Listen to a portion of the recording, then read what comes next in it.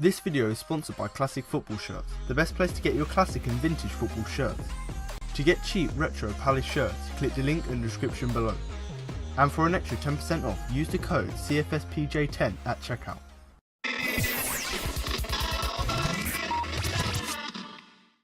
Hello and welcome to the Crystal Palace podcast. I'm Alfonso Greenbrook, and in today's podcast I'll be looking over the result against Stoke City by bringing you my match review, player rankings and my man of the match. As well as this, I'm also going to bring you interviews with Roy Hodgson, James Tompkins, Ruben Loftus-Cheek and Mamadou Sakho after the game. So let's begin.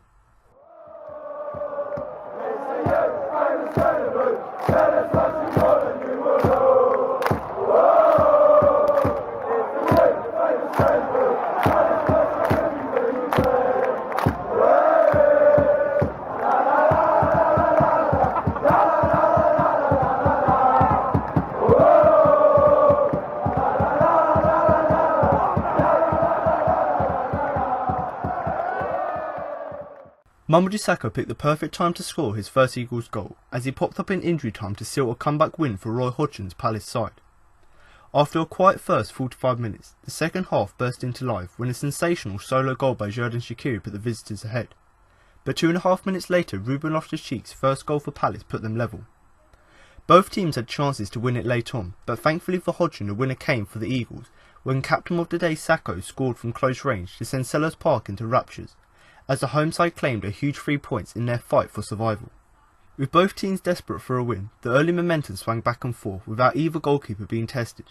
But the first real chance of note came when Wilfried Zaha raced down the left, leaving Darren Fletcher in his dust. A near centre was on the plate for Loftus-Cheek, who saw his goal-bound effort blocked by Eric Peters. But having replaced Julian Speroni between the posts, Wayne Hennessy was called into action on 23 minutes when a loose pass by Sakho was seized upon by Fletcher, who slid it into the path of Shaqiri. Fortunately for Palace, he got the ball stuck between his feet before eventually getting a shot away, but the Welsh keeper managed to stick out a long leg and keep the attempt out. Both teams then tried their luck from range, with Luka Milivojevic seeing a 30-yarder whistle just wide, before Shaqiri had a bending effort curl off target. But with 8 minutes of the half remaining, a sudden burst of pace from Zaha allowed him to create a move that saw Loftus-Cheek chip a ball towards the far post. And after James McCarthy's header ricocheted back into the path of Kurt Zouma, Lee Grant raced off his goal line to smother the second opportunity and ensure that the opening half remained goalless. At the break, Hodgson opted to throw on Christian Benteke, and 6 minutes after his introduction he had a sight on goal, when Yohan Cabaye threaded a ball into the Belgian's path. But he could only fire it into the side netting, and 60 seconds later that miss proved costly as the Potters took the lead. There seemed to be little danger when Shaqiri picked up the ball on the halfway line, turned and sprinted goalwards. But he outpaced Milivojevic before cutting inside Sakho, and then from the edge of the area he thumped a fizzing drive into the bottom corner of the net to score a magic goal and stun Selhurst Park. Palace needed a quick response, and thankfully they got that just a couple minutes later as they pulled level. Benteke's physical presence came to the fore when he nodded a high ball back down to the feet of Andros Townsend, and the winger whipped in a dangerous cross towards the back post. And after it had evaded everyone, Loftus-Cheek was on hand to take it past Grant from close range and score his first goal in red and blue. It was game on once again, and both teams probed for a winner, with Benteke feeding a tame shot straight to Grant before substitute Hesse fizzed a blast wide of the mark after a Peter Crouch knockdown. But with a couple minutes to go, the Eagles somehow managed to escape without conceding a second. After Stoke had a corner cleared out to the left, Shaqiri bent a teasing cross back into the danger area where Ryan Shawcross was lurking unmarked. Despite being a couple yards out, he attacked it with his wrong foot, and instead of tucking the ball home he could only divert it wide. And with the ball remaining in play, Hennessy did well to pounce on a scuffed effort by Zouma as the ball trickled towards the line. But it would go into their net one more time, and it came for the Eagles at just about the right time. In the second minute of injury time, a series of corners were earned, and one would come to Zaha on the left flank. He sent a deep cross into the box where Cabaye struck a shot off the base of the post, but it landed perfectly onto the feet of Sakho, who tucked home the chance and gave Palace's survival hopes a huge boost, as they moved within touching distance of their fellow strugglers at the foot of the table.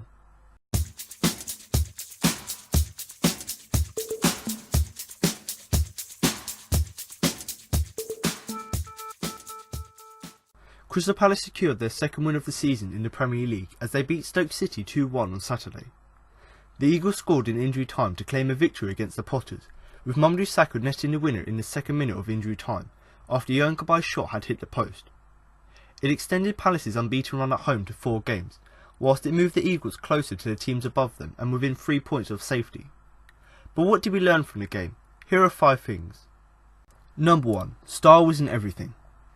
While Crystal Palace have been widely praised for their performances in recent weeks, this was arguably their worst display in a while, yet it garnished the 3 points.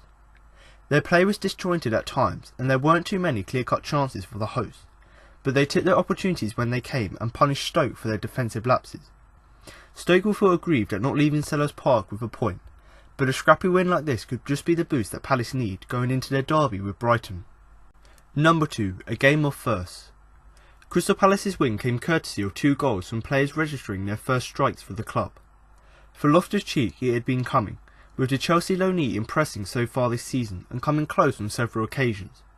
But for Sakho, who was made Palace captain for the first time, was the unlikeliest of heroes, with this being his first goal since scoring for Liverpool against Everton back in April 2016. His strike in the second minute of injury time was also the first 90th minute winner Palace have scored at home in the top flight since May 1998, when Clinton Morrison was on target against Sheffield Wednesday. Number 3. Not a happy hunting ground for Stoke. Crystal Palace have a good recent record against Stoke City, particularly at Selhurst Park. Coming into the game, the Potters had not won at Selhurst Park in more than a decade, since a 3-1 win in South London in the Championship. When Xherdan Shaqiri scored in 53 minutes, that looked like it might come to an end, but Palace rallied on to earn the win, with this being their 4th win in 5 Premier League matches at home against the Potters, and their 5th in their last 6 games in all competitions. Number 4. Ruthless Roy or Tactical Genius. When the teams were announced an hour before kick-off, there were more than a few people surprised to see Julian Speroni and Scott Dann both on the bench. The duo had been at fault in the build-up to Everton's second goal the week before, and several fans felt that Roy Hodgson was showing ruthlessness after these errors. But the Palace boss moved on to explain his decisions after the game, adding that he selected Wayne Hennessy and James Tompkins for specific reasons related to the Welshman's height and the defender's ball-playing ability. Neither Hennessy or Tompkins put a foot wrong in the game, and justified their manager's selection with their performances. And number 5, a turning point. After the disappointment of the past few weeks, when Palace's performances are merited more in terms of results, this felt like it could be a turning point for the Eagles. But Roy Hodgson disputed the fact, suggesting that the transformation had already started weeks ago. He said that Palace had turned things around enormously in recent weeks, adding that he didn't want to say that this would be a catalyst for more victories.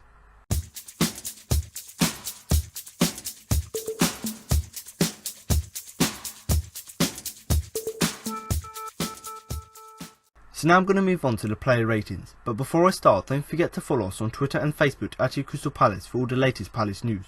And also, if you're on Facebook, do feel free to join our Facebook group, which is a really great place for you to join in with discussion, share your opinions, and also, much like a forum, a great place for you to share videos, photos from the game, and also any news articles you want to share with Palace fans. So if you are someone who likes to share your opinion and read what others have to say, then of course do feel free to join the Facebook group, because it's a great platform for you to do that.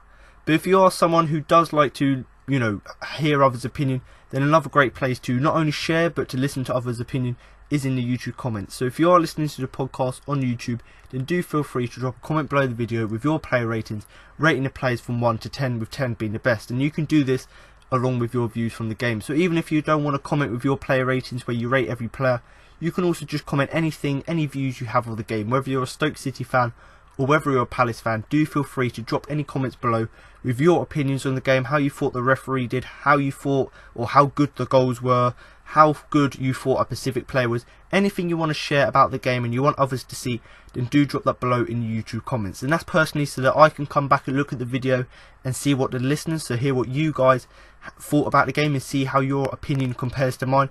And also it's so that other fans who come to the video, whether they be Stoke or whether they be Palace fans, they can also come to the video and not only listen to my views of the game, but can also read other Palace fans' views or other Stoke fans' views of the game. So if you are someone who likes to share your opinion and likes to have your opinion heard, then do feel free to drop a comment below. But if you do want to follow or join any of these social media groups and pages, then do check all the links that will be in the description below. But we're now going to move on to the player ratings, starting in goal with Wayne Hennessy, who I am going to give a 6. Back in the starting 11 I was pretty quiet, could do little about the goal but was alert when called upon. So Wayne Hennessy here, I've given him a 6, and when you consider, including myself, that when the lineups were announced we were all quite worried when you consider how badly Wayne Hennessy had been playing before he'd been dropped from the side.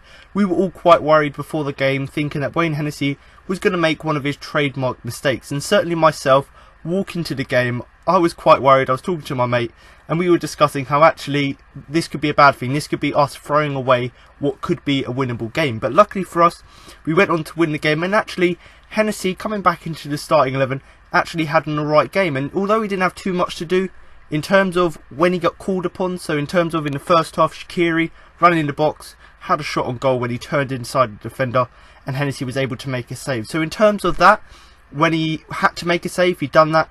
But overall, didn't really have too much to do. But to be honest, when I saw Speroni had been dropped, I was quite worried. But actually, he done alright in the game. You know, especially that save in the first half. You know, it's 0-0. Just started the first half. If we had gone in at that point, 1-0 down into half-time, maybe we would not have seen us go on to win the game later on in the game. But to be honest, obviously the back four hasn't played with him in recent games. He's come back into the side. And actually, he done alright there. There was little he could do about the goal. And in terms of what he had to do, there was very little anyway. So Wayne Hennessy, I've given him a 6 here. And, you know, I thought coming back into the starting 11, he had a pretty decent performance. But to be honest, there are some rumours about why Hennessy was brought back into the team and why Julian Speroni was dropped. You know, Roy Hodgson after the game came out and said that it was because of the height. You know, he knew that Stoke had a height advantage, so he wanted to bring in Wayne Hennessy, who is the taller keeper.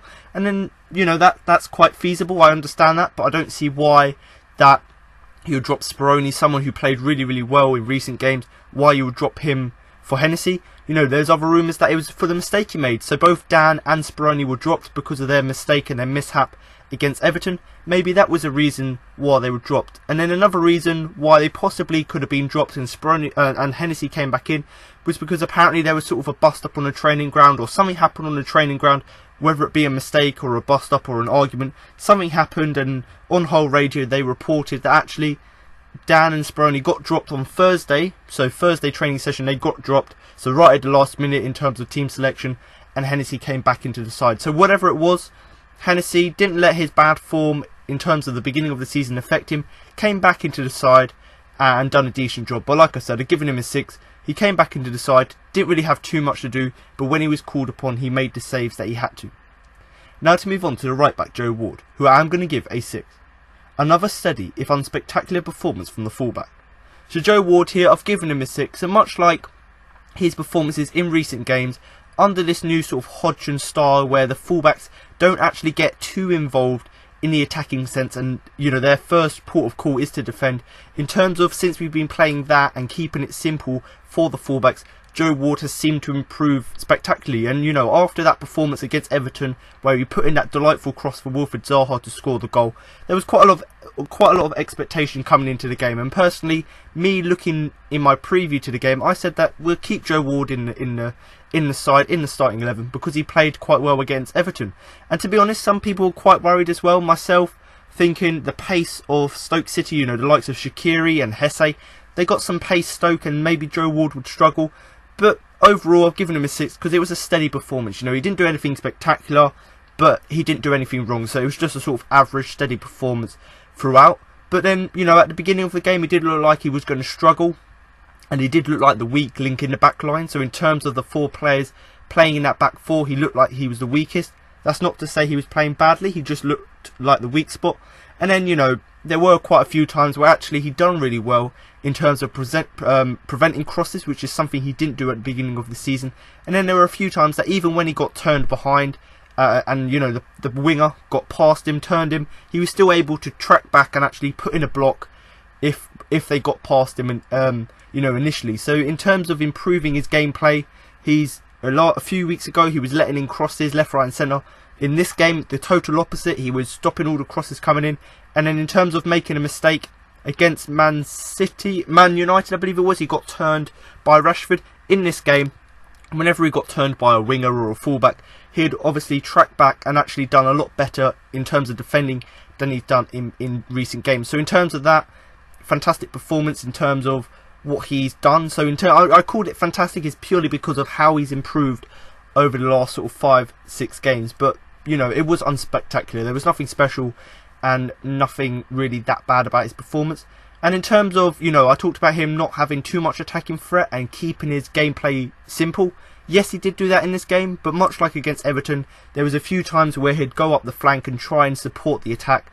And quite often when Loftus-Cheek was going up, he was surrounded by a few players, so Joe Ward would offer a bit of support when going forward. And quite a lot of the time, Loftus-Cheek was actually surrounded, but Joe Ward came to give him a bit of support, offered him that, you know, that passage to pass to.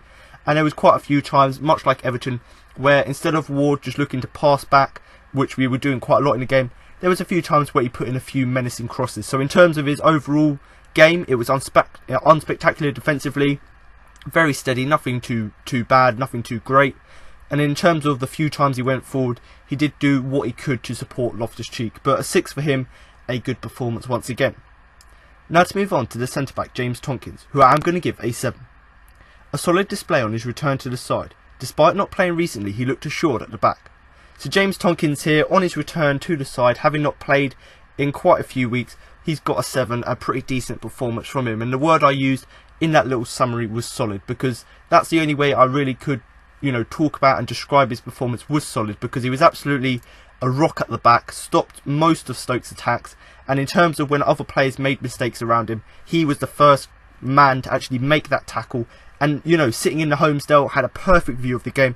He was making tackles left, right and centre, whether it be drifting out wide to cover the fullback, whether it be down the middle. He was making all these important tackles, blocks. And to be honest, when you consider he hasn't played quite a lot this season because of injuries and being out of form, he's come back into the side, and he looked like he was the best player on the pitch. Looked like he hadn't been out of the starting 11 for quite a long time. But to be honest, it's great to see him back in the starting 11. I personally predicted it before the game. I believe, actually no, I predicted Scott Dann to start, but I was debating whether to, you know, start Tomkins or Dann. I went with Dann purely because he started the week before, but James Tomkins came back into the starting 11. It was a great showing from him. And in terms of what we saw last season, once again, him and Sakho, Tomkins and Sakho at the back, is an absolutely strong, solid partnership, and we saw that in this game again, where them two linking up, you know, played really well. And I personally think that this is probably our best centre-back duo. So do comment below whether you think that the Tomkins-Dann partnership is the best, in terms of the best combination, let's say, of defensive of centre-backs. Because I personally think, having seen what happened last season and having seen how, you know, players haven't really played well together this season, I think based on this game and what we saw last season, we could say that James Tomkins and Sakho are probably the best partnership defensively. But do comment below with your views on that. And then in terms of, obviously he was solid all game, but he protected Hennessy quite a lot. So obviously I talked about Hennessy not having to do too much in the game, but you've got to give credit to James Tomkins and Mamadou Sakho in front of him for actually protecting Hennessy and making sure that Hennessy didn't have a lot to do. And even when they got through James Tomkins, obviously Hennessy was there to make the save. So in terms of his overall play, it was great. He was an outlet for build-up. So one of the reasons why Scott Dann was apparently dropped was not because of the training ground bust-up, which they said on Homesdale Radio. It's actually the fact that, you know, Roy Hodgson, he picked Hennessy for height and he picked James Tomkins for his ball-playing ability. And I don't know whether that's the case. I don't know whether it's just he dropped both Dann and Speroni because of their mistake. But even if he was being truthful, Roy, and saying that they were dropped because, you know, Tomkins was a better fit, I personally think it was actually a good decision, because in the end, at the moment, he's one of the best. He is the better, if not the best, centre back on form at the minute. When you consider how he played when he came in, I believe it was against Man City or one of these other games he came into play. So James Tomkins has done all right this season, been unlucky with injuries, but came into this game. And, you know, Roy said, I brung him in after. He said this after the game. I brung him in so we can play from the back. And certainly in this game, he was the outlook for build-up. So quite a lot of the time, we'd pass the ball back when we couldn't go forward, and Tomkins would be the one to drive forward and try and create something from that. And, you know, in terms of his overall play, if he wasn't going forward, being that ball-playing centre-back, he'd make blocks and tackles all over the pitch, putting crosses in, you know, into the area. So not just doing the Delaney hoof where he'd hoof it up to the field when no one's there. Obviously, where Benteke wasn't playing in the first half, we had to try and keep it on the ground as much as possible. And if we did put it into the box, we've got to put it in the right areas. And Tomkins certainly done that. And then in terms of just his overall defensive play, Stoke were quite threatening, you know, in terms of Shaqiri and had the skill he has, and obviously he scored the goal. But the skill Shaqiri has, I think that Tompkins dealt with that quite well. And one of the main things he did is because Milivojevic had an off game, Tompkins was normally the last man standing because he didn't have that protection from Luka at the back. So quite a lot of the time, Tompkins was the one racing onto the ball and actually cutting through and intercepting the passes that Stoke were trying to do. So quite a lot of the time, quite a lot of multiple occasions where Stoke were passing the ball around and James Tompkins would be the one to intercept it. But in terms of his performance, I've given him a 7 because it's a really solid display on his return to the side. And when you consider he hasn't really played that much this season, and when he has played, he's looked quite solid. This was another great game from him. And do comment below whether you think he'll start against Brighton, whether you think he'll start against West Brom. But certainly I do think James Tompkins a solid display on his return to the side. Now to move on to the centre-back and captain Mamadou Sakho, who I am going to give a 6. The captain for the day was not at his best and almost gifted Stoke a goal when he lost possession on the halfway line, whilst he will not be happy with how easily Xherdan Shaqiri found space for Stoke's goal.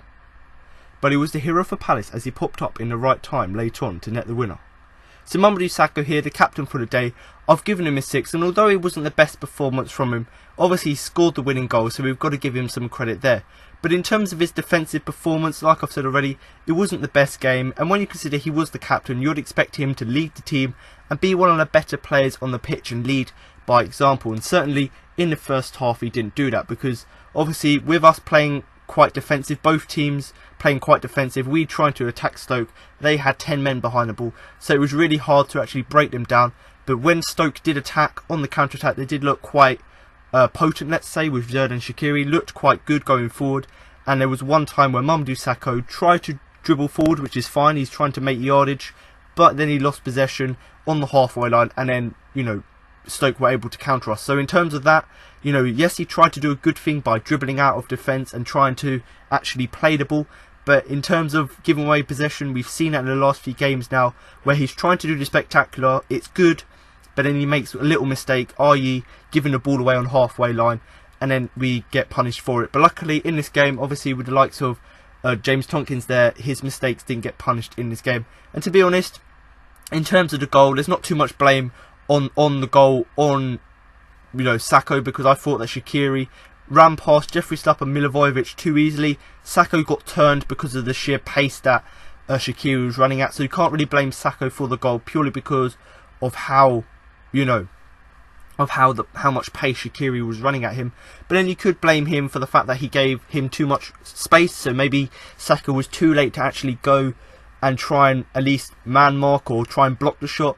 And in terms of the whole defence as a whole, Slupp and Milivojevic should have been the ones marking Shaqiri, so I'm not really going to put too much blame on that Shaqiri goal on Sakho. But you could say that mistake on the halfway line, giving the ball away, and the fact that Shaqiri had too much space and he didn't close them down, you could put a bit of blame on him for that. But to be honest, he was the hero for Palace. All of this, no one's going to remember how bad his performance was, and in terms of, he wasn't necessarily the worst player on the pitch, but he wasn't at his best. People won't remember that because he scored the last minute goal. Nice ball in from Wilf to Cabaye. Cabaye has a shot, rebounds off the post, and Sakho scores. So he'll be remembered for scoring that winning goal. It was a great shot, he didn't have to think about it, instinctively just put it in the bottom corner. And he was surprised, you see by his celebration, he didn't know how to celebrate at first, but then he ran over to the bench, got everyone involved. And he said in his interview, which you'll listen here later on, he said that it's not just about the team on the pitch, it's all about the players on the bench, it's all about the players in the squad, it's everyone together, working together, trying to get out of this relegation battle. And that it just proves how crucial that goal was, and it's nice for him to actually get involved all of the other players on and off the pitch. But he was given the captain's armband and he responded well. I wouldn't say it was a super performance from him, but at the end of the day, yes, he was a bit lacklustre in terms of his defensive play, but he got the match winning goal, and that's really all that matters, because I could have given him a 5 for his defensive play, but for the fact that he captained the side really well, and the fact that he just had that presence defensively and obviously scored that winning goal, that's why I've given him the 6. But in terms of a way to describe his performance, I suppose you could say, in my opinion, that off the ball he was pretty solid. So he and Tompkins dealt with everything that was thrown with them, but then when he was on the ball he was assured about 3/4 of the time, so quite a lot of the time. But then there was other times where he didn't manage to provide that, so there was a few times where he had a few wayward passes throughout the game, giving away the possession like he did on the halfway line, and to be honest, it did leave the Sellers faithful quite worried. So I was sitting in the Homesdale for this game, the Homesdale upper, and there was quite a lot of people next to me saying how actually he's going to make a mistake and we're going to be punished. And quite a lot of the time he was alright on the ball, but that quarter of the time where he wasn't okay on the ball was quite worried, and I was quite worried watching the game that maybe one of these things would come off with a mistake. But on the ball he was really solid, formed great partnership with Tompkins, and literally they threw themselves at everything. So every chance they got to make a block or make a tackle, they done that. But just on the ball, most of the time he's alright on the ball, but he needs to make sure that he cuts out these mistakes where he keeps giving the ball away cheaply, albeit on the edge of the area or his halfway line. But Mamadou Sakho, the captain for the day, I personally think with Scott Dann now being dropped and Tompkins playing as well as he did, I think that Sakho will probably keep the armband for the upcoming games. And if he can perform slightly better defensively than in this game and continue his leadership like he did in this game, I see no reason why he couldn't be a good captain going on and going forth in the season. So Mamadou Sakho, a fairly solid game from him. Great, captained the side really well. Yes, made a few mistakes in the first half, but did make up for that with his late winner in the second half. So I personally think a fully deserved 6. Now to move on to the left back, Jeffrey Schlupp, who I am going to give a 6. No nonsense display from the left back, although Shaqiri broke down his side and cut in to score. So Jeffrey Schlupp here, I've given him a 6, and much like what I've said with Sakho and Ward, it wasn't necessarily a fantastic performance from Schlupp, but the word I used there was no nonsense. So he took no nonsense from the game, done nothing spectacular, but done everything defensively that he had to do. And when you consider, you know, that he's been playing in midfield quite a lot this season, you know, when he's been moved back to this left back role with Vanano obviously out injured, I actually thought he's fielding quite well. And this game was just another example of that. He may not be the best player, but he still does stuff for the team which people might not notice, and it goes quite unnoticed quite a lot of the time. So in terms of his defensive play, done nothing too wrong, you know, wasn't spectacular, but done what he had to do, done his job defensively. Although, much like Sakho, when Shaqiri went on that run from the halfway line, yes, he's got the pace, Shaqiri, and Schlupp's meant to have the pace, but Shaqiri, obviously he's got great skill to obviously get that bottom corner, but Jeffrey Schlupp and Milivojevic both lost their runners, and they should have been at least keeping up with him, or even taking one for the team. So I wouldn't have been worried if Schlupp had, you know, made a foul on the edge, or took a foul at the edge of the area and got booked, as opposed to Shaqiri scoring. Yes, Shaqiri could have scored from that free kick, but judged on his other free kicks later on in the game, it wouldn't really have been a danger to us anyway, because he just had a slight off game when it came to set pieces. But in terms of that goal, yes, Schlupp and Milivojevic should have closed him down earlier, but the skill that Shaqiri's got, you know, he absolutely outclassed them and ran past them. So really, I can't really put too much blame on Schlupp, but I am going to blame him for the goal we conceded. But other than that, defensively, other than that sort of the goal we conceded in the first half, really solid.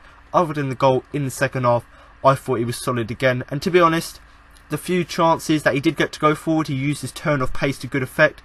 But obviously, he did get caught out on one occasion, so he, you know, gave Shaqiri too much space in the second half.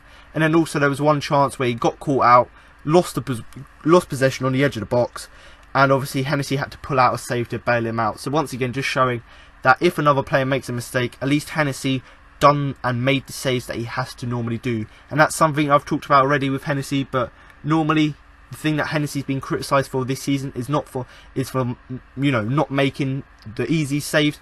But in this game, when a mistake from Schlupp meant that the ball was going through on goal, obviously Hennessy was there to make a save and bail him out. But what you know, Jeffrey Schlupp here playing at left back again, a fairly solid game from him, not the best, not the worst, and no nonsense display from him, and I think a 6 is a fair result.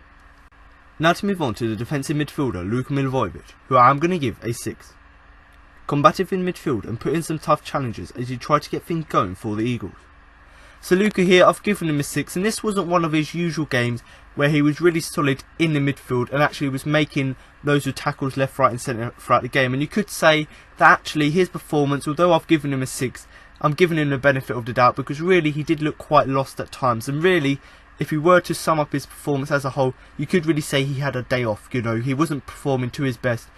Personally, in terms of player ratings, I could have given him a 5. And I've seen, I believe Homesdale Online, I saw a few people on their comment that actually they'd give him 5 out of 10. And I can see the argument for that, because I thought that actually it wasn't his best game. And obviously, if every so often a player has an off game, and certainly this was one of Luka's off games, and I personally was debating whether to give him a 5 or a 6, but based on his performance and based on the fact that he had a few shots where he on the edge of the area where he tried to score, and the fact that he was still making challenges, if not doing it all the time, he was still making tackles, and that's why I've given him the 6 as opposed to a 5. But if I was looking at the game as a whole and say taking away his attacking contribution in terms of that shot, maybe quite possibly I could have given him a 5.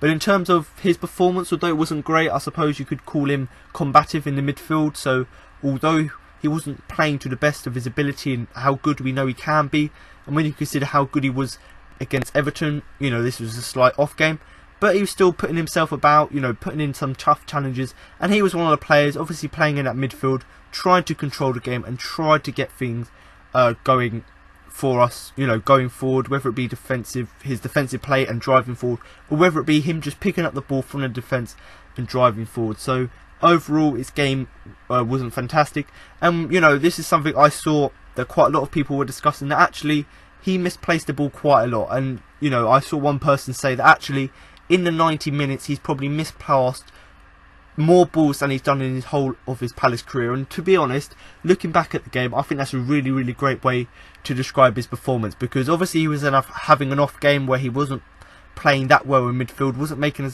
as many challenges as he would have liked, wasn't giving protection to the back four.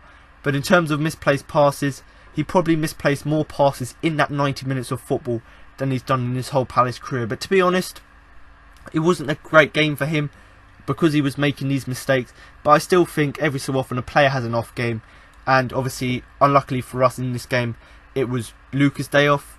You know, I don't think there was too much wrong with him having a day off, because he wasn't absolutely terrible, and obviously when he wasn't covering the back line as good as he was meant to be, someone like Tompkins was there to obviously make up for that lack of cover in terms of his defensive play. But to be honest, he was still breaking up play, so you could say he was solid in that role by breaking up play. But some could argue give him a 5, purely because although he was still breaking up play, he wasn't doing it as good as he's done in past weeks. And you know, one thing I did pick up in this game is although he kept giving the ball away, yes, that's not great, but when he was doing that and when he gave the ball away, he was actually looking to attack quite swiftly. So that's one thing I would criticise Palace for in this game, is the fact that we were playing quite a lot of back passes instead of driving forward, and Luka was, you know, a culprit for that. But when he did try to get forward and turning defence into attack quite quickly, quite a lot of the time it worked, but you know, some other times he obviously resulted in misplacing passes. So not the best game from him. But I've got a stat here that actually he covered more ground than any other player on the pitch, so that's including Palace players and Stoke players, and that was 11.99 kilometres. So although people would say it wasn't his best game defensively, and he looked quite lost and had an off game, but in terms of that stat, that just shows how he's everywhere on the pitch, trying to make challenges, trying to get involved. And to be honest, that's what you want from a player. If a player has an off game where they're not playing as good as they normally do, you'd want them to at least put a shift in. And Luka here, you know, the fact that he ran that long, nearly 12 kilometres, just is credit to how good his work ethic and how good his stamina is throughout the game. But to be honest, I could have given him a 5, and do comment below whether you would have given him a 5 or a 6. But based on that stat, and based on the fact that it's understandable that every so often a player has an off game, that's why I'm going to give him a 6. But do comment below whether you do agree with that. You know, whether you do think that him and Cabaye are the best midfield partnership going forward. Now to move on to Yohan Cabaye, who I am going to give a 7. He was lucky to escape punishment for a poor challenge on Ramadan in the first half, but got stuck in and braked up the play in the midfield. So Yohan Cabaye here, I've given him a 7, and once again, playing in that centre mid role, being neither defensive or offensive, I thought Yohan put in a pretty good shift. And when you consider how actually in the last few games, other than Wilfried Zaha, he's been one of our best players, I think that in this game he carried on that form once again. But in terms of the one negative, I suppose, before I go on to talk about his, you know, his positives from his game, is that he was lucky to escape without punishment. So in the first half, put in a poor challenge on Ramadan. Obviously the referee thought that actually I'll give you a benefit of the doubt, not book you on that occasion. But some could argue if that was late in the second half, he probably would have got booked for that challenge. Not really going to dwell too much on that, but you know, in terms of a negative from his game, because his game was actually alright, and that's why I've given him the 7. But if you want to pick out a negative, it's the fact that he could have been booked for that foul on Ramadan. But in terms of just describing the positives, I've got 3 bullet points here really that just sum up his performance. But in terms of his overall performance, he just puts his heart and soul into every performance, and this was no different. So in the last few games, we've seen the passion, we've seen that soul and heart and soul that he puts into his performances in recent weeks, and this game was no different. And then, to be honest, whenever he had the ball, whenever he was in possession, he obviously oozed class. So it looked like that whenever he had the ball, he looked like one of the best players on the pitch because he had that class on the ball. He was able to pick out a pass, pick out a shot, and overall, whenever he got the ball, he looked like one of the best players on the pitch. And although, unlike last week against Everton, I don't think Palace won that midfield battle. I thought that Allen, playing in the Stoke midfield, done better. Although Allen was playing better, I still think that Yohan Cabaye done pretty well in the midfield. And to be honest, the final thing really to talk about his performance, obviously he played really well, obviously just looked like he had class, but he did create that chance for Sakho's winner. So obviously the cross came in from Wilf, obviously went past 2-3 Stoke defenders, got to Yohan Cabaye just by the post, far post.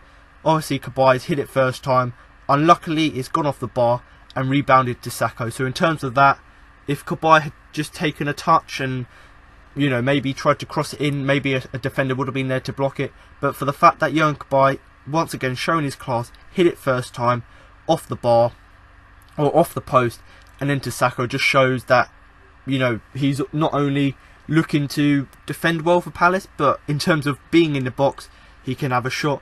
And to be honest, at every set piece he caused problems. So it wasn't just that chance where he set up the goal for Sakho.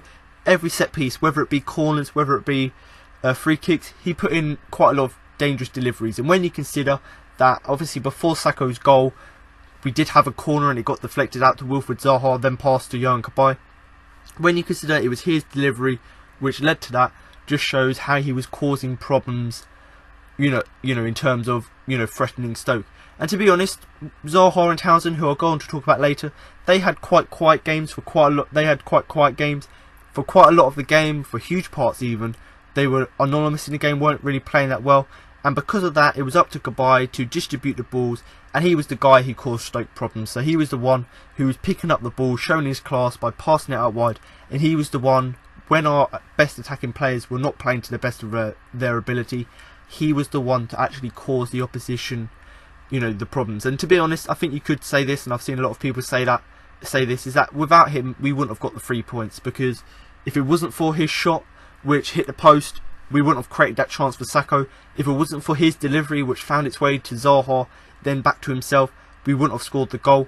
If it wasn't for him, you know, putting balls out wide, we wouldn't have created as many chances. So, in terms of his whole performance, he was really crucial, not only to when he was playing defensive alongside Milivojevic, but in terms of going forward, he was showing his class once again. And I've seen quite a lot of people saying that it would be so great that if we stay up, he signs a new contract.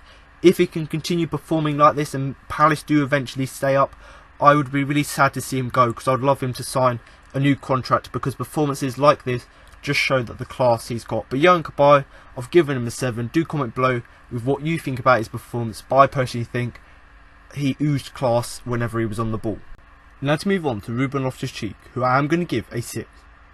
It looked like it was going to be a frustrating afternoon for the Chelsea loanee after a first half where nothing came off, but he was in the right place at the right time to stab home his first goal for the club at the far post. So Ruben Loftus-Cheek here, I've given him a 6, and although his first half performance was quite disappointing, he obviously came up with the goods and scored basically minutes after Stoke scored their first goal, and obviously scored that equaliser to get us back into the game. So in terms of his performance, first half, to put it simply really, his first half wasn't any good, second half wasn't brilliant, but he obviously scored that equalising goal to get us back into the game. So if you want a simple way to describe his performance, it's great that he scored the goal, but overall his performance wasn't actually fantastic. And you know, much like what I said with Luka, I probably could have given him a 5 in this game if he hadn't have scored the goal, because much like Luka, he lost the ball a few times, was giving these passes, was passing to no one at times. So really his performance wasn't that great. But in terms of scoring the goal, obviously great ball over the top from Andros Townsend, but a great first time finish from Loftus-Cheek into the bottom corner. Great for him to get his first goal for the club, and obviously it's great in terms of the result anyway, it's great that we managed to get that equaliser so quick after Stoke scored. And that's something that's been quite apparent with Palace in recent weeks and last season as well, that when we concede the first goal, we haven't got that fight, that determination to get back into the game, and we crumble. But unlike in the past, this season, as soon as we concede a goal, we go up the other end, we try and put pressure on, and luckily for us, that determination, we didn't let our heads drop, and we went straight up the other end and scored. And in terms of the goal, it was a crucial equaliser. You know, obviously it set up Palace to go for the win, so the fact that we conceded, went straight up the other end, attacked and scored, that's great. The fact that we came back so quickly, and also it set up Palace for the win. So if it wasn't for him scoring so quickly, the heads would have started to drop, and they wouldn't, you know, the team wouldn't have been up for it and tried to go forth and get the goal. And to be honest, it's tough for me to criticise him too much for not playing well, because he was playing in an unfamiliar wide position. So he was playing, well, in the first half, looking at the game, playing down on the right hand side, moving about a bit sometimes, drifting inside. But overall, I think it's tough to criticise him too much for him not playing fantastic in the first half, purely because he was playing out wide. And when he plays down the centre, like he did when he scored the goal, he needs to play there, because that's how you get the best out of him. And we saw in the second half that when he drifts inside, he can carry the ball through the midfield, as opposed to trying to beat players with pace, which clearly he isn't. He's got pace, but not as much as, say, Wolf and Andrews have. So it'll be better to play them two out wide, play Loftus-Cheek down the middle, because that's how you utilise his skills. But quite a lot of his teammates, Loftus-Cheek did actually make quite a lot of errors, and I did compare him to Luka earlier on. There was a few times where instead of passing forward, obviously where he's playing in that wide position, which he's not good at, there was a few times where he was just, you know, wayward passes everywhere. But between those mistakes, so giving away the ball and his wayward passes, I think that he still caused Stoke a few problems, but not as much as we know he can do. And I personally think that's down to him being played out wide. And when you consider how well we played in the second half in comparison to the first half, when Benteke came on and Loftus-Cheek moved slightly more inwards and Zaha and Andros moved out wide, that team played quite well. So hopefully against the likes of Brighton, West Brom, Bournemouth, the games that are coming up in the next few weeks, hopefully we play that sort of system, because with Loftus-Cheek playing down the middle, it gets the best out of him. But to be honest, he was, you know, in the first half, although he was having a bad game, the whole team wasn't really playing that well, and he was one of the only players to actually get in behind the Stoke defence and actually put a cross in. But in the first half, his final ball was lacking. But luckily for us, in the second half, he improved that going forward. And, you know, he was the one in the second half that got Palace back into the game. Not just because of the equaliser, but because he was drifting inside more and playing where he's better suited to play. And that's the thing about his performance. I understand that Benteke probably wasn't fully fit to start. But when you've got someone like Loftus-Cheek, who isn't naturally played as a winger and is better down the middle, Roy Hodgson has got to understand that and play him down the middle.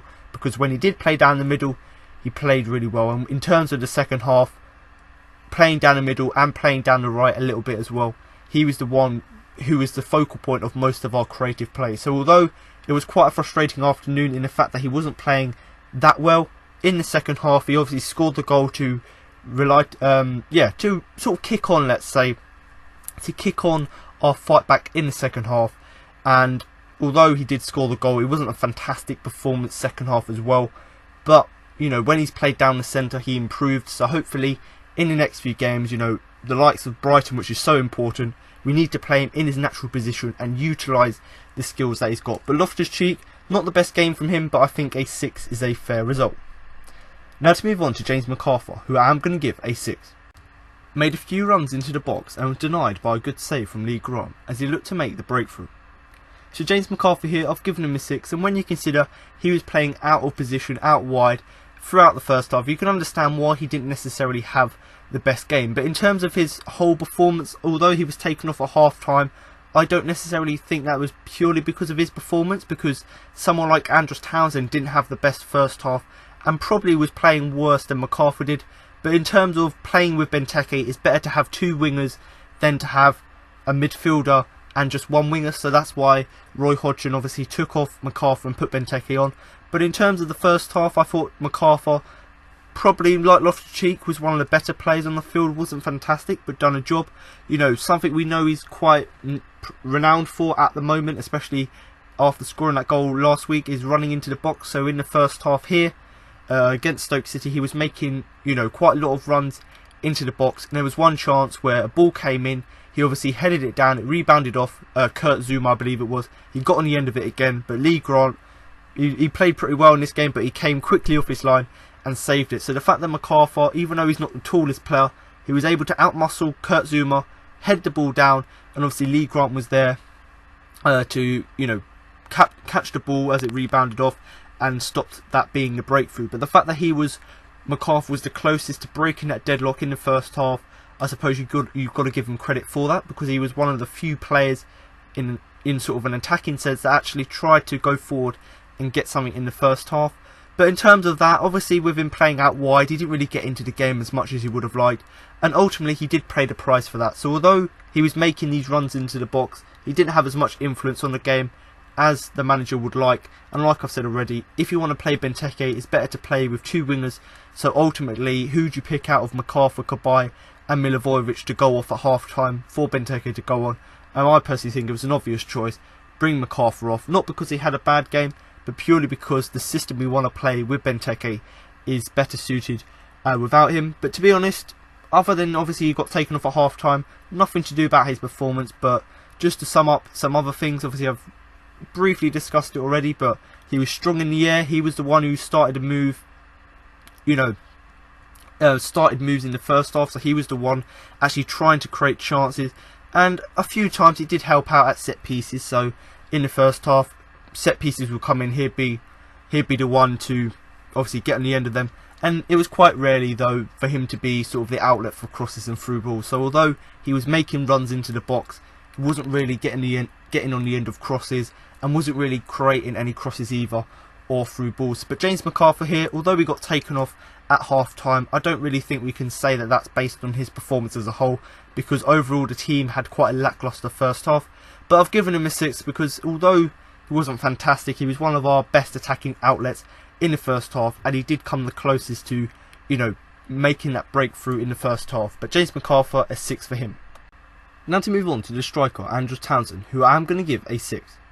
A largely disappointing afternoon for the winger, but he did grab an assist as Loftus-Cheek met his spectacular cross to equalise.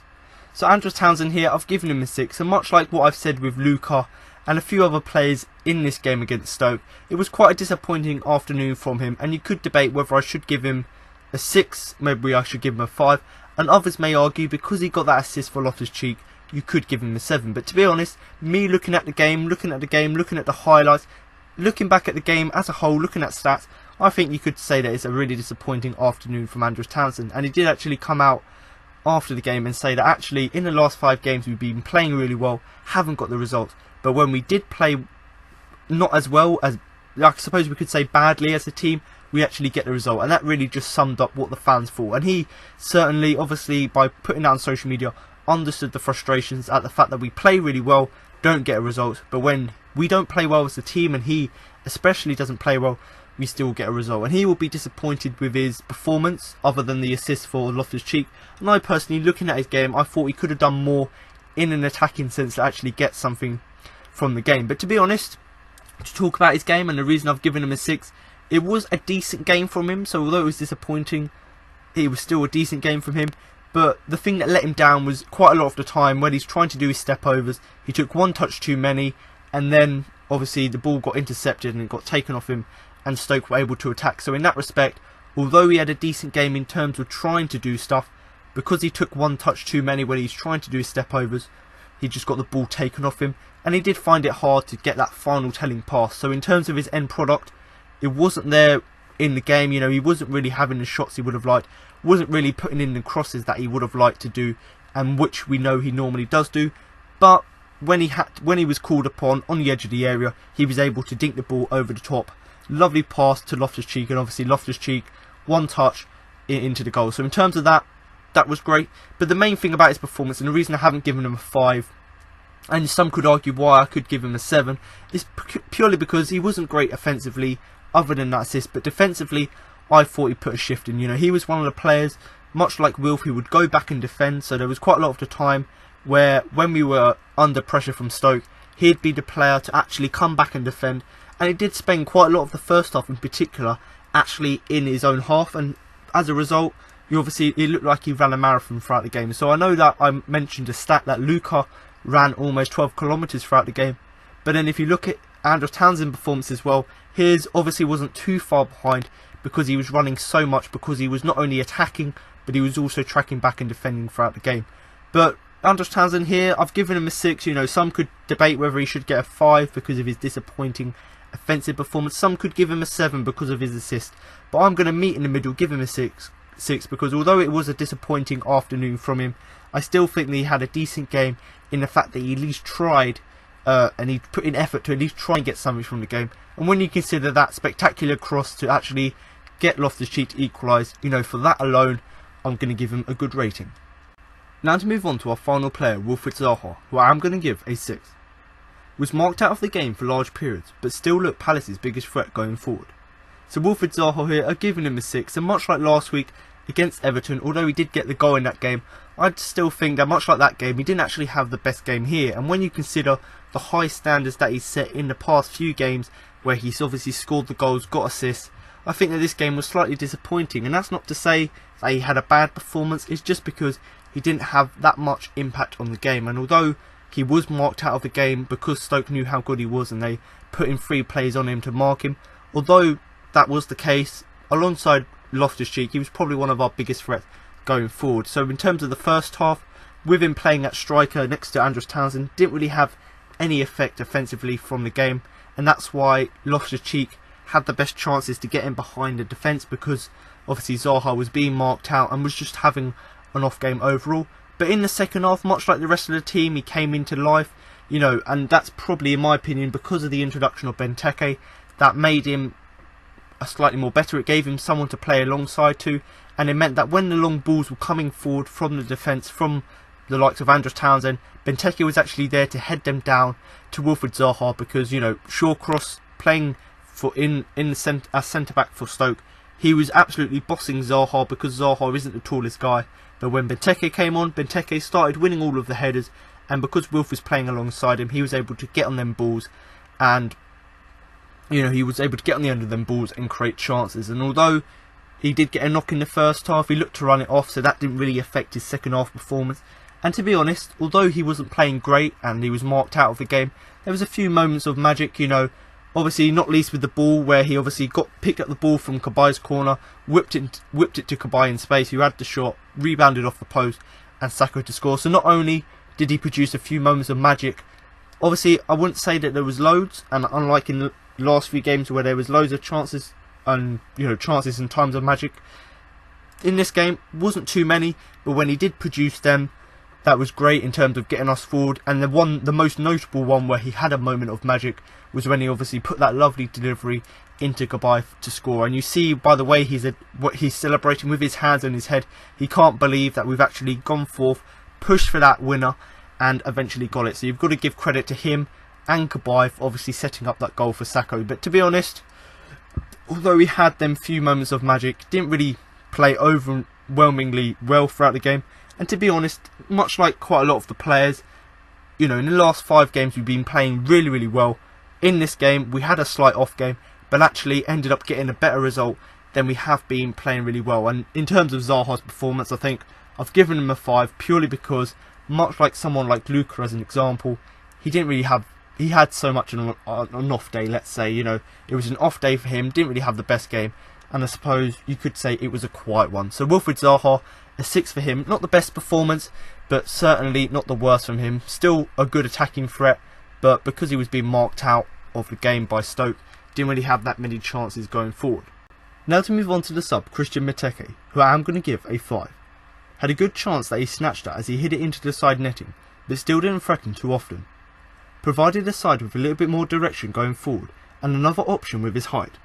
So Christian Benteke here, I've given him a 5, and that's not just to say that when he came off the bench he had a bad game, because in reality his knockdown to Andros Townsend actually helped to get the pre-assist, let's say, for Ruben Loftus-Cheek's goal. So in terms of coming off the bench, he had a slight impact in the fact that most people, it will go unnoticed, but most people don't see that actually he was the one who nodded it to Townsend to actually get the ball to Loftus-Cheek. But other than that, I still didn't threaten. I still feel he didn't really threaten too much in the game.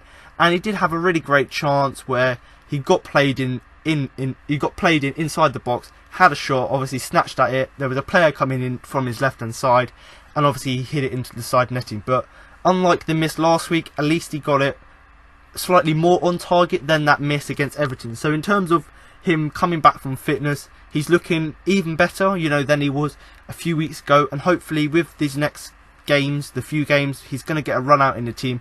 Hopefully that will help him, to build up his confidence and his fitness back again. But I've given him a 5. Obviously with him coming on from MacArthur at half time, he obviously changed the game in terms of giving us a little bit more direction going forward.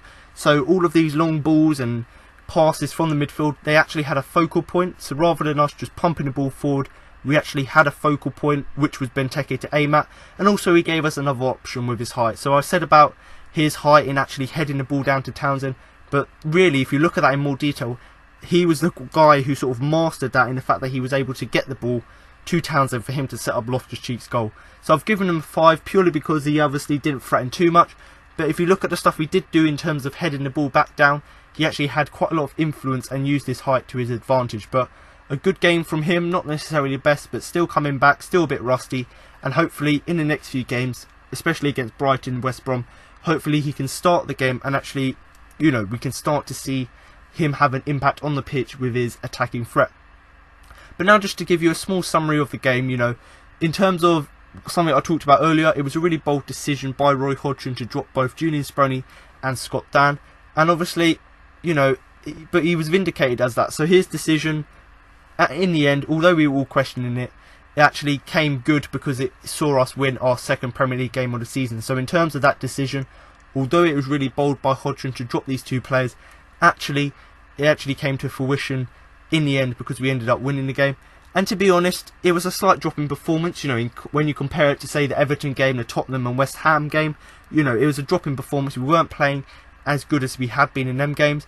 And when you compare it to how well we were playing in them games, I'm not saying we played well, but we played really, really well in them games. When you compare it to that, this game was absolutely, wasn't on par with any of them. It was a really, really sort of rough game. There was no really real quality from either side, other than the 3 goals from either side. So really, it wasn't really the best game. But the thing that we did show in this game, as opposed to the other games, was plenty of sort of guts and determination. So in terms of wanting to get the 3 points, it was vital that we got back into the game. And the fact that we scored a goal 2-3 minutes later showed that the team has got the guts not to be affected by that sort of downfall, and the fact that they've got that determination to carry on in the game. And we could say that Mamadou Sakho, as obviously being the captain, obviously he got us the 3 points in the dying stages of the game, but maybe his leadership got that determination and guts back in the team. And to be honest, we were all worried that if we lost the game against Stoke, we would have lost that momentum going into the derby against Brighton.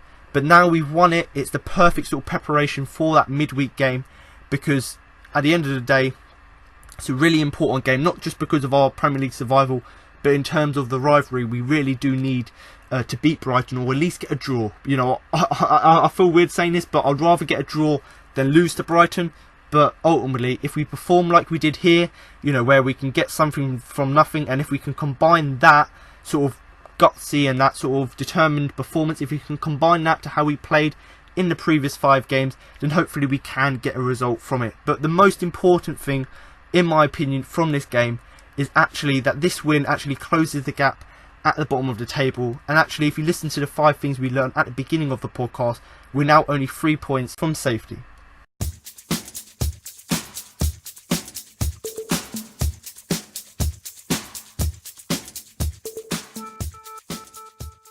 So now to move on to my Man of the Match award. But before I do that and give you my Man of the Match and why I thought had the biggest influence in the game, I'm now going to give you the 4 nominations I put forward for the award. So when you consider, yes, it was a good result and we finally got 3 points again at home, it wasn't necessarily the best performance. And when you consider the Man of the Match award, you always look at players who performed at a higher standard than other players on the pitch. And really, it was quite a sort of lackadaisical performance, you could say, because it wasn't the best performance.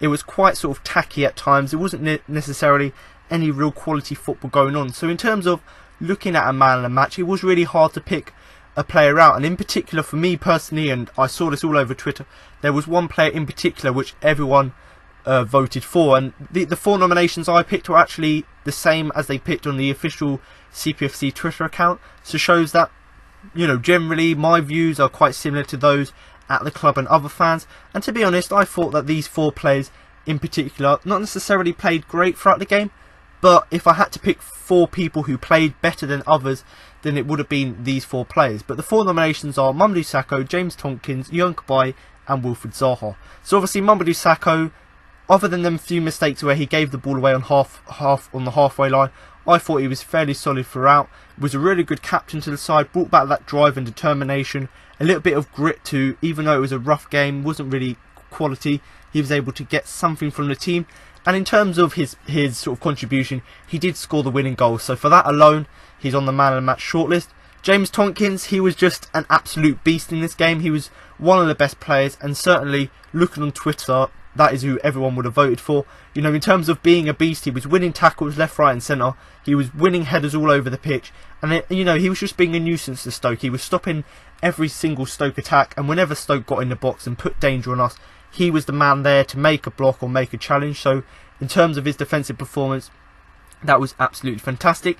Yohan Cabaye was another nomination. I thought, this is something I said in my player ratings, I thought he oozed class whenever he was in possession. It just shows that how good of a quality player he is, that whenever he's on the ball, he always does something great with it, and that just shows his class. He distributed the balls perfectly, and he was the guy that, because Wilfried Zaha and Townsend weren't playing to their best game, he was the guy who was actually putting them balls in and distributing the ball to obviously cause Stoke problems. So in terms of Cabaye, he just oozed class whenever he was in possession, looked to be one of the better sort of skilled players on the field. And then obviously Wilfried Zaha, although he didn't have his best game, arguably he was one of the best attacking threats throughout the game.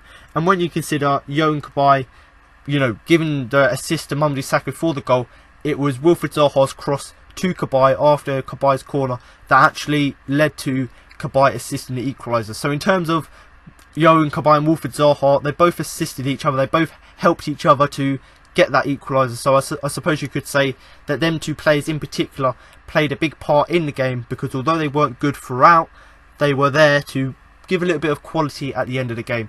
But in terms of, you know, who I'm going to pick out of these 4, I said at the beginning that there was only one person for me who I thought was the man of the match.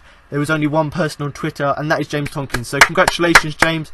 You don't get a trophy or certificate, but you do get my sincere congratulations on what was a very solid performance from you once again. And when you consider you haven't played in a while, you've had your injuries, you came into the side much to the surprise of many Palace fans, but you played absolutely solid next to Mamadou Sakho, and much like your partnership last season, it was very solid again. But the only reason I've given it to him, other than everyone else, is purely because these guys were way below him in terms of their performance, but also just because Tompkins was an absolute beast, winning tackles and headers everywhere on the pitch, and he was brought into the side to play the ball from the back, and he certainly did do that in the game. So now you've heard my match report, player rankings and my man of the match. That concludes this week's podcast. Now I've got an interview with Roy Hodgson, James Tompkins, Ruben Loftus-Cheek and Mamadou Sakho following the game. James, congratulations. We've seen it many times. The Selhurst Park was absolutely buzzing at the end of that game, wasn't it? Some finish, but overall a deserved victory for us.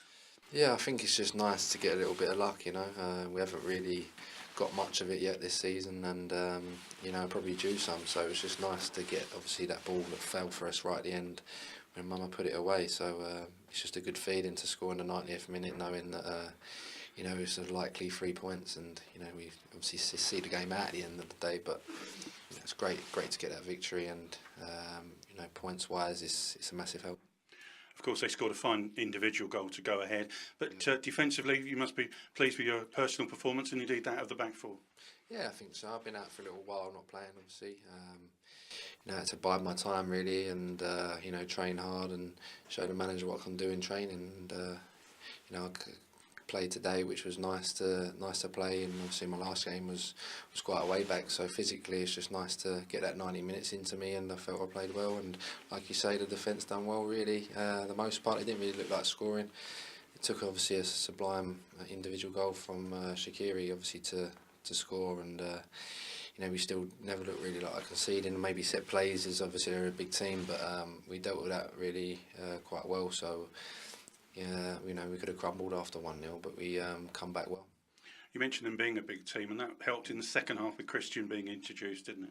Yeah, I think he just added that, extra bit of physical presence. They dropped quite deep today because obviously they were probably worried about Wolf and Andros's pace, and they dealt with it quite well really, and we had to offer something different, and Christian did when he came on. And we started these 2 home games we've just had, looking for maximum points. But I think just the 3 today is going to be important. Is that's 4 out of the 6. It's a good little home run we're on. Yeah, I think the performances of late have been really good, and hopefully a long may can continue because these next few games are just as important as it was today. And to start obviously the week off with 3 points is massive, and hopefully we'll see a massive game for everyone, especially obviously the fans as well Tuesday night. So it's going to be a great game to play. You mentioned that game on Tuesday. You would have been involved in many London derbies at West Ham, but this, even though they're not in London, it's somehow very much a derby between the 2 sides. Yeah, no, I was just talking earlier to the new press guy today, and I didn't realise really how big the derby was until you sort of get here and you speak to the fans and everything. And it's a massive derby. I played in a few big ones myself. West Ham Millwall was obviously always a big one, and this is just as big for everyone, and not just for the fans, but obviously in terms of where we are in the league, it's a massive game for everyone really. You've been voted man of the match. It must be a tremendous feeling at the end of the 90 minutes. Yeah, no, for sure. It's just a nice sort of cherry on the top, I suppose, and it's nice obviously that everyone acknowledged that, and being out for a while, and to put in a performance, it was good, but most important thing was obviously the 3 points. Ruben, congratulations on the win, and it was such an important goal that you got to get us straight back into the game. Yeah, we boys are really happy with the win. It was a massive win for us, massive 3 points, and I think that goal just lifted the spirit and got the fans behind us, and set the game up for a big win. And it was the tone of the game was really both sides desperate for the 3 points, wasn't it? Both sides going for the winner end to end. Yeah, definitely, and I think these games, they're the best games to play when a lot's on the line. Every 3 points matters, and every point matters. So to play in this game it was a fight against Stoke, but we definitely matched them, and lucky he came out on top at the end. The gaffer made the change at the break, bringing on Christian. Just more game time for him out there. Yeah, we're really glad to have Christian back. Another dimension to play. Football. Can hit Christian up the top and he can hold it up or flick it on. So that's a massive difference for us. To have Christian back is great. And of course, Wilf did so well in the creation of the goal. It got into the box, in near the goal, and then back out again. It was good that Mama was right there to finish it off. Yeah, I mean, we had a few chances like that in the game where, but Stoke are really good at defending, crosses. They've got some big players in there, so it's difficult with crosses. But at the end, I think it was Johan who pulled off at the back and cleared everyone, and he was unlucky. I think, did he hit the post? I think he hit the post and then went straight to Mama. But we need that kind of luck because we've played really well over the past 2-3 weeks, and we've got a point or draws, so it's really big for us to get that win. And be looking to build on those 3 points today with the game down on the South Coast on Tuesday. Yeah, 2 big games this week. Focus on Brighton, another tough game and another massive 3 points if we can get that. So I expect we'll look to recover well. Get our bodies right for the next game. Congratulations on the win and getting the winning goal yourself. Your reflections on quite a breathtaking finish for us. Yeah, I'm happy. I'm happy for the squad. I think the most important today it's winning this game because we need it. And all the squad, all the fans never leave a fight until the end. And thanks God the ball come on me in the box, and I just put my right feet. But the most important it's 3 points, and now we need to have a good recovery because we have an important game in Tuesday. Just going back to the goal, obviously we came back well to get back on level terms, and then just talk us through the goal itself, because Wilf did really well on the edge of the box, got the ball across, and then obviously Johan had the shot, didn't he? And then you were there waiting from close range. Yeah. Wilf did really well in the box, and after Yo Kabay also, he tried to shoot and really good shoot, and at the end. I had a chance today, so thanks God, and I think we can enjoy this 3 points. your celebrations took you and all the squad over towards the dugout. What's the celebrations there towards the dugout there? Yeah, exactly. I wanted just to just to bring all the players together, because it was a tough game, and I think we all deserve to enjoy this goal, and it's why I went to see the players on the bench, because I think we win this game. I would say 11, 15, was the bench and also with the fans. You mentioned the fans. The fans kept us going right to the death there. That's how important they are here, isn't it, when they get behind the side like they always do? Yeah, they are really important for us, because when you play a tough game like this, they never leave a shout, and they always are behind us. So it gives us a lot of courage to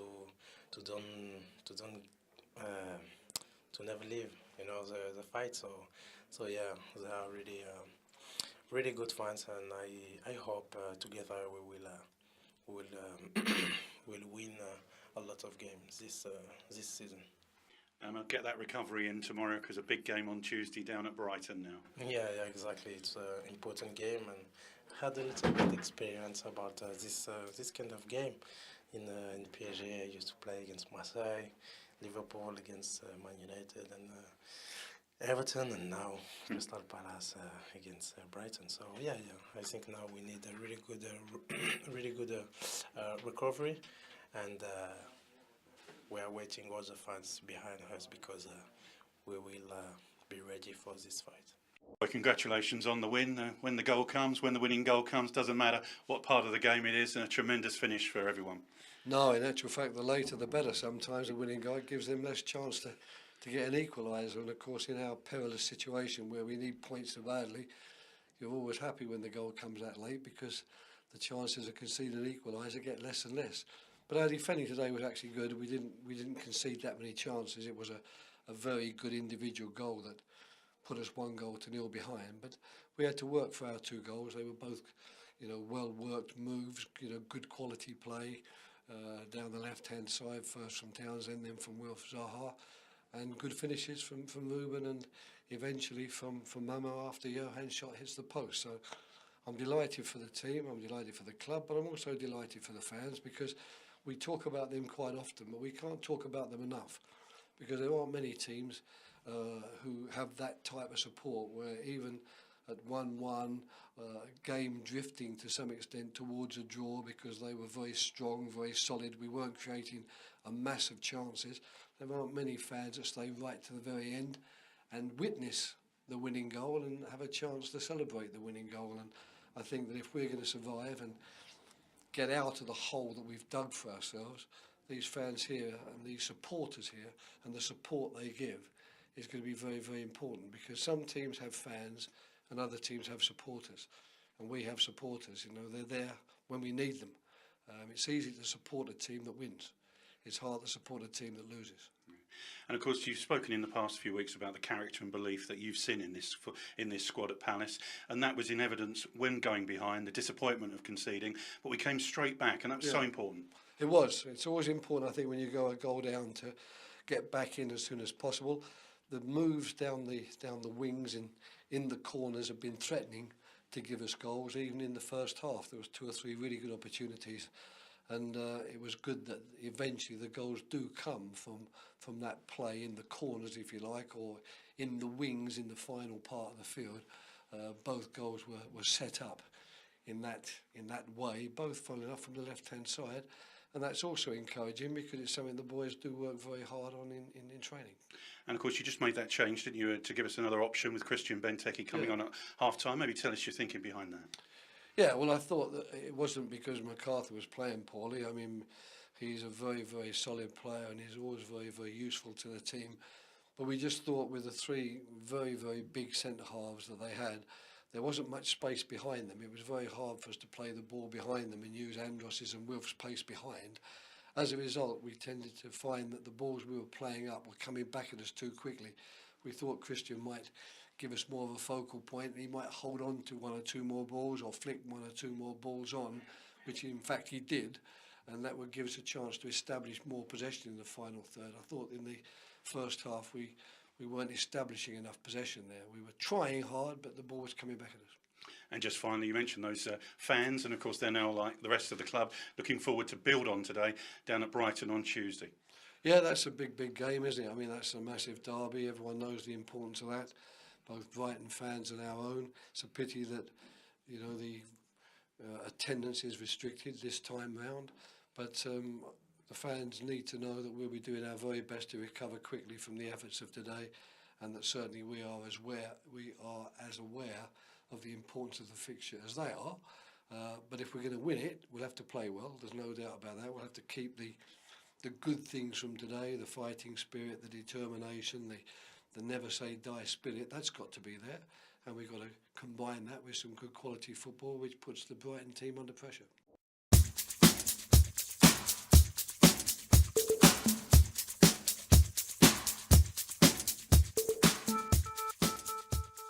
So there you have it. Now you've heard what Roy Hodgson, James Tonkins, Ruben Loftus-Cheek and Mamadou Sakho had to say after the game. That concludes this week's podcast for the game against Stoke City. But make sure to come back next week for my post-match review of the game against Brighton. So thanks for listening, and remember to up the Palace.